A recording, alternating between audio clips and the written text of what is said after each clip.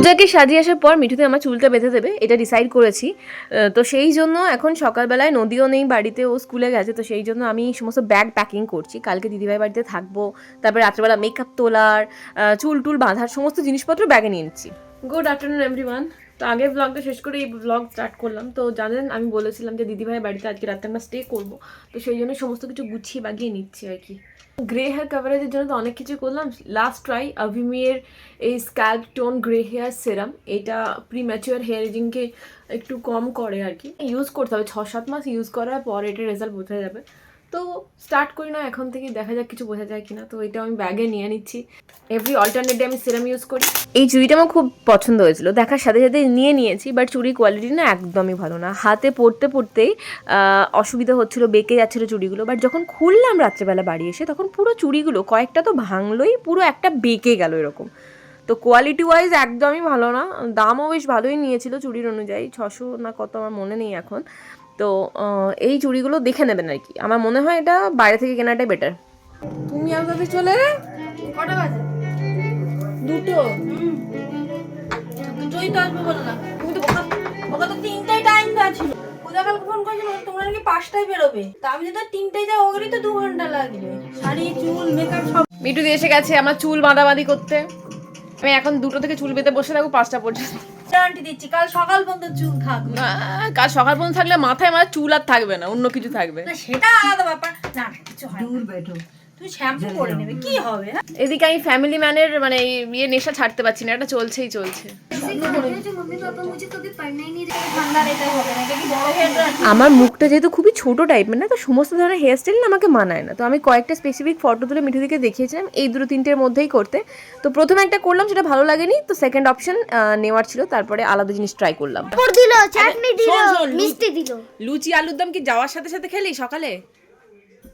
না স্কুলে আরে ও সকালে যখন গেলি তখন দিল তো লুচি আলুর দম, আর এখন ভাত দিল তো নাকি? না একই সাথে সব?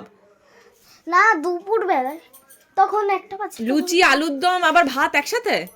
হ্যাঁ ওটাকে ফিনিশ করে তারপরে দেখি চিকেন চিকেন, চিলি চিকেন, তারপরে দেখি টেস্ট করে চিলি চিকেন। ভালো লাগলো?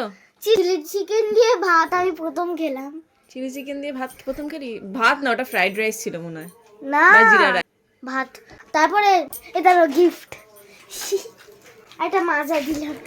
সব কিছু দিয়ে মাজা দিয়েছে, ওটার মজা হয়েছে। ঠিক আছে রেখে দে, যাওয়ার সময় খাবি না, রেখে দে, এটা রেখে দে, ব্যাগে ঢোকা। কি ভালো লাগছে মৌ তোমাকে। যেরকম করে বেঁধে দাও। এটা কে দেখে বলো? তো প্রথমে আমি ক্রিম্পিং করতে চাইছিলাম না, মিঠুদি বললো দেখো চুলে ভলিউম আনার জন্য ক্রিম্পিংটা ডেফিনেটলি দরকার। আর সেটা আমিও জানি, ভলিউম আনার জন্য বা যে কোনো হেয়ার স্টাইল প্রপারলি যদি আপনি করতে চান তাহলে অবশ্যই ক্রিম্পিং করা দরকার। আর এই সমস্ত জিনিসগুলো তো আমি নিজে করে উঠতে পারি না, গোটা চুলে ক্রিম্পিং নিজের পক্ষে করা সম্ভব নয়। তাই হেয়ার স্টাইল সবসময় মানে কেউ করে দিলে সব থেকে বেটার হয়, নিজে অতটা ভালো করা যায় না। আর আমার কাছে না ক্রিম্পিং মেশিনটাও নেই, ওই মেশিনটা থাকলে বেশ ভালো হয়। এরপর এটা কিনে নেবো ভাবছি, সবই যখন আছে আর ওটাই বাদ থাকে কেন। তো সামনে আমি প্রথমটা ওই টুইস্ট করে করে একটা ডিজাইন দেখিয়েছিলাম, যেটা আমাকে একদম স্যুট করছিল না, মানে করছিল বাট অনেকটা টাইম লাগতো ওটা করতে। তো এদিকে দেরি হয়ে যাবে, পূজাকেও সাজাতে যেতে হবে, তো সেই জন্য আমি বললাম যে ওই মেসি বান টাইপের কিছু একটা করে দাও। তো আমার যেহেতু ফোরহেডটা ভীষণ চওড়া আর উঁচু টাইপের, তো আমি সেই জন্য বললাম একটু ফুলিয়ে সামনের দিকটা করে দাও, তাহলেই হবে। আচ্ছা আমার হেয়ার স্টাইল হয়ে গেছে, মিঠুদি সুন্দর করে খোপা করে দিয়েছে, আমি মেসি বানি করেছি। ঠিক আছে, অনেক কিছু ভেবেছিলাম করবো বাট ওটা হয়নি, অনেক টাইম লাগবে। ঠিক আছে, তো সেজন্য সেফেস্ট অপশনস এটা। কেমন হয়েছে চুলের স্টাইলটা অবশ্যই কমেন্টে জানাবেন। ততক্ষণ আমি মেকআপটা করে আর শাড়িটা পরে নিই, এটাতেই ভালো লাগছে, মেকআপ আর করবো না। আমার চুল আর মেকআপ দুটোই ডান। ঠিক আছে, এরপরে ওপর দিকে উঠে গেছে। এরপরে পূজা যখন দেখবো যে হাফ ডান মানে হয়ে গেছে ওর আর মেকআপটা করতে বাকি আছে, তখন আমি শাড়ি পরবো। আমার শাড়ি পরতে বেশি টাইম লাগে না, আর এমনিতে অন্যরকমভাবে পরবো না, আমি প্লেন সিম্পলভাবে শাড়ি পরবো, খুব তাড়াতাড়ি হয়ে যাবে। আচ্ছা আমার মেকআপটা কেমন হয়েছে একটু বলবেন? ঠিক আছে, ওই প্যাকের মেকআপ ইউজ করি, যদি লিপস্টিক দিইনি, জাস্ট বর্ডার লাইনটা দিয়েছি, ওটা মার্জ করে গেছে, রেড কালার লিপস্টিক দেবো।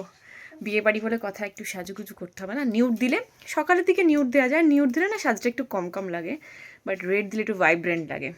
ওকে, তো আমি ফুল অন রেডি হয়ে গেছি। শাড়িটা আজকে এইভাবে পরেছি, প্রত্যেক বাড়িতে ছেড়ে পরি, আজকে ইচ্ছা হলো যে এইভাবে প্লিট করে পরি, আর এইভাবে না খেতেও সুবিধা হয়, নাহলে শাড়ির আঁচল সামলাতে সামলাতে অবস্থা হয়ে যায়। আর এই যে কোমর বন্ধনীটা আমি এখনো পর্যন্ত তো পরে আছি, জানি না গাড়িতে উঠে খুলে দেবো কিনা, বাট আজকে লুকটা কেমন লাগলো অবশ্যই কমেন্টে জানাবেন। এই পুরো লুকটার উপরে মেকআপের ওপরে আমি একটা শর্টস ভিডিও ছেড়েছি, সেটাও দেখবেন। ওকে, আমি যে কালকে শলটা মানে স্টোল, এটা শল মোটেও বলা যায় না, তো এটা আমি পাট করে নিয়ে নিচ্ছি। বাইরে এখনো পর্যন্ত সেরকম ঠান্ডা লাগছে না, জানি না আমি প্রচণ্ডক্ষণ ধরে রেডি হচ্ছিলাম বলে নাকি জানি না হঠাৎ করে ভীষণ গরম লাগতে শুরু করেছে। আমার মেয়েও তাই সেম কথা বলছে, আমি একা না, ও বলছে গরম লাগছে, তো এটাকে পাট করে নিচ্ছি। অ্যাকচুয়ালি বিয়ে বাড়িতে শলটা যেটা নেয় এটা সব স্টাইল মারার জন্যই নেয়, ঠান্ডা তো কিছু ঢাকে না। তো চলুন আমি রেডি, দেখা হচ্ছে বিয়ে বাড়িতে গিয়ে। Okay bye. না পিহু মানে উঠে যাবে, ঠিক আছে, পিহু আমাদেরকে দেখলেই কাঁদবে, ওই জন্য আমরা বাইরে দাঁড়িয়েছি, ভেতরে যাইনি। নদী যাচ্ছে দেখলেই ও পাগল হয়ে যাবে। তো আমরা বেরিয়ে পড়লাম গাড়িতে করে, সৌম্যর গাড়িতে করেই যাচ্ছি। মাঝখানে ওর একবার দাঁড়াবো, ওরা একটা গিফট কিনবে, তো চন্দ্রানী পালসে দাঁড়াবে বলেছে। তো বলে দিয়ে এখান থেকে না একটা বাস ছেড়েছে, যেটা ওই উবের শাটার নাকি বলে, তো ওটা ছেড়েছে, বাট ওটা না ছেড়েছে 4টের সময়। তো এবার নদী স্কুলে গেছিলো, ওখান থেকে আস্তে আস্তে ওকে রেডি করতে, আমার রেডি করতে টাইম লেগেছে, তো সেই জন্যই আর বাসে করে যাওয়া হলো না। নাহলে বাসে করে যাওয়ার আমার ভীষণ ইচ্ছে ছিল, সবাই মিলে একসাথে যেতাম, খুব মজা করতে করতে যেতাম। বসতে পারিস না এক জায়গায়, হ্যাঁ লাফা খাবার সময় উঠো সারাক্ষণ তুই লাফাচ্ছিস কেন?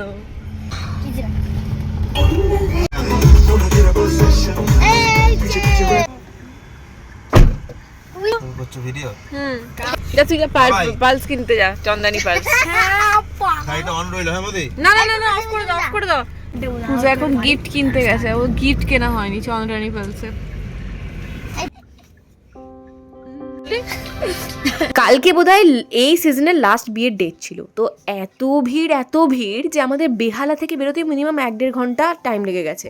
প্রত্যেকটা ফ্লাইওভারেও আমাদের মিনিমাম প্রায় আধ ঘন্টার ওপরে দাঁড়িয়ে থাকতে হয়েছে। সেই জন্য আমরা বেরিয়েছিলাম 6:45 নাগাদ, তো আমরা ঢুকতে বেজে গেছে রাজারহাট 8:30। তো এত টাইম লেগেছিল। ইভেন যারা বাসে করে গেছিলো না তারা বেরিয়েছিল 4টেই, তারাও ঢুকেছে 8টায়, মানে আধ ঘন্টার গ্যাপে। তো আমরা গাড়িতে মানে ওদের তুলনায় অনেকটা ফাস্টই ঢুকেছি।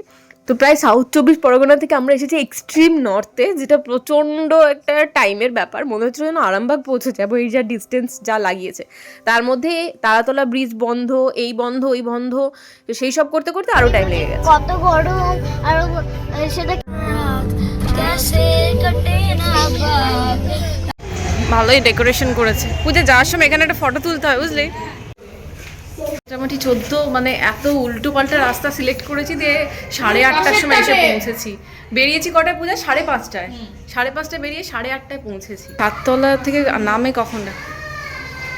7th ফ্লোরে আছে এখন, খুলে গেছে সব।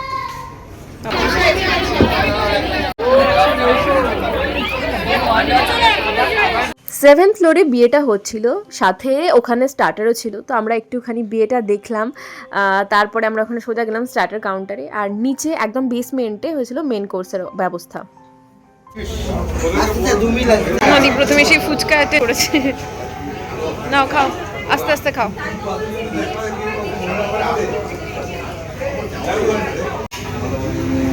আমাদের এত খিদে পেয়েছিল, আমরা সব পুরো যা পেয়েছি স্টার্টার শেষ করে। হ্যাঁ অনেক হয়ে গেছে না, মেন কোর্স খাওয়ার টাইম এখন, আর আমরা এখন এসে স্টার্টার খাচ্ছি। নদী বেচারা পাপড়ি চাট, হ্যাঁ আমাদের সোসাইটি সবাই চলে গেছে নিজে ডিনার করতে।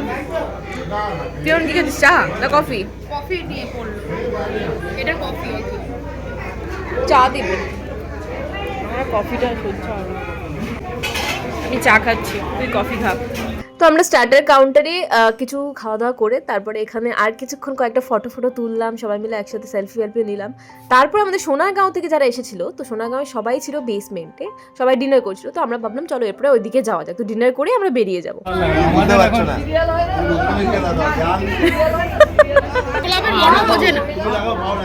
এখানে গোলাপ নিয়ে মারামারি হচ্ছে।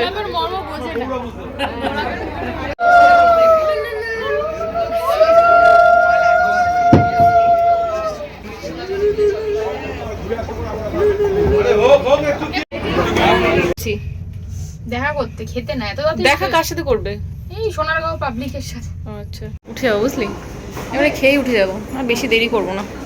তুমি ধরে নিয়েছো রাধা বল্লবী নদী যাও রাধা বল্লবী খাবে। আমাদের ভিডিও নিলাম একটা ফটো নিই, দাঁড়াও তাকাও এদিকে সবাই, সবাই এদিকে তাকাও, একটা ফটো নিচ্ছি, সবারই তুলছি, কিন্তু এইখানে অতটা ভালো আসছে না, অন্ধকার আসছে। ও নাইরা আমি সাজটা দেখে দিই, ও তো প্লেট নিয়ে দাঁড়িয়ে পড়েছে আগে।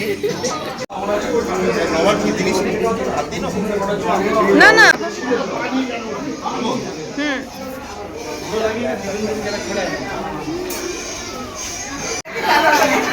তুমি মেয়েকে কালকে বিদায়ের সময় কাঁদবে তো? বিদায়ের সময় কাঁদবে তো? বিদায়ের সময় আরে ওই ধোঁয়াটাই একটু জল পড়বে। আমার মেয়ে বিদায় হওয়ার না, উল্টে জামাইকে নিয়ে আসছে। আর আজকাল बच्चे नौकरी के लिए सब हाँ विदा हो जाते हैं।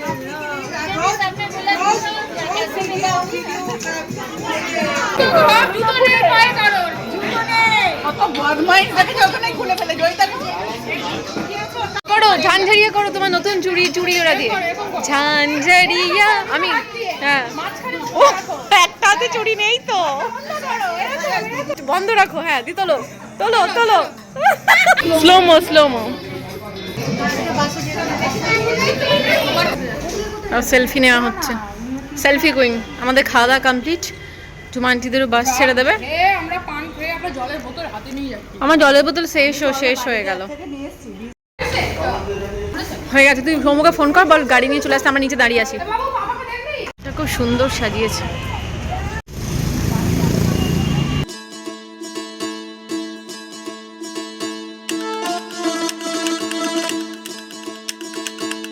বাড়ি ফিরে গেছি, দিদিভাইয়ের এই বিখ্যাত নাইটি আর আবার ঠোঁটে ল্যাপা বোরলিন দেখে সবাই বুঝতে পেরে যাবেন। ঠিক আছে, এখন বাজে 11:30।